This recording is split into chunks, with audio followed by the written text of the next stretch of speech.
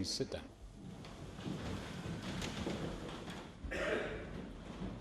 When we have lost someone very close to us, unexpectedly, we often find our own reactions shocking.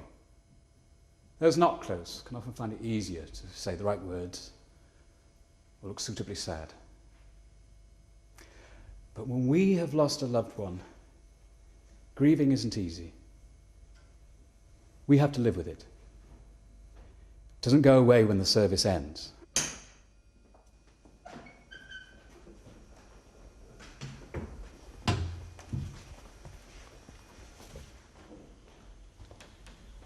It takes time to feel sad, to feel comfortable with the good memories.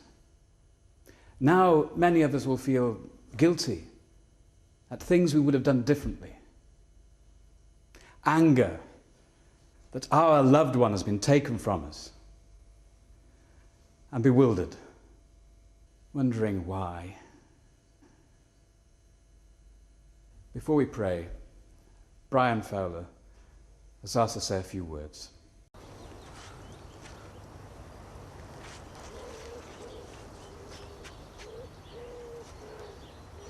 You shouldn't have come. I don't want to cause a scene.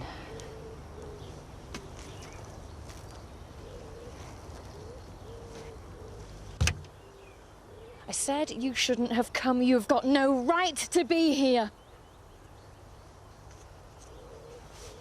He didn't want you. I heard him tell you. He can't tell you now, but I can. I can speak for him. I am his wife. You blame me for everything, don't you? Go on, get lost. You heard him. Well, blame me for loving David if you like. It doesn't matter. But who do you blame for the fact he was at Home Farm that night? Don't you ever give up? He was coming away with me. And James. He was leaving you. That's enough, Kim. Frank knows. I know nothing of the sort. And Biff.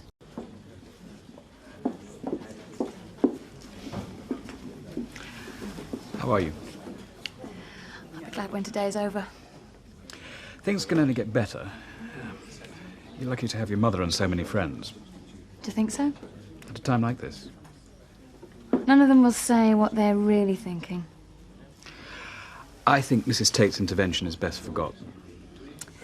That's easy. She's a desperate woman who wanted my husband. You're like the rest of them. You wonder if there's any truth in what she said. No. I hardly know anyone. But I know David better than all of them. He wouldn't leave me. He just wouldn't. And because I am sure of his love, I don't really need anybody else. We all need other people. Excuse me, I better see to my guests.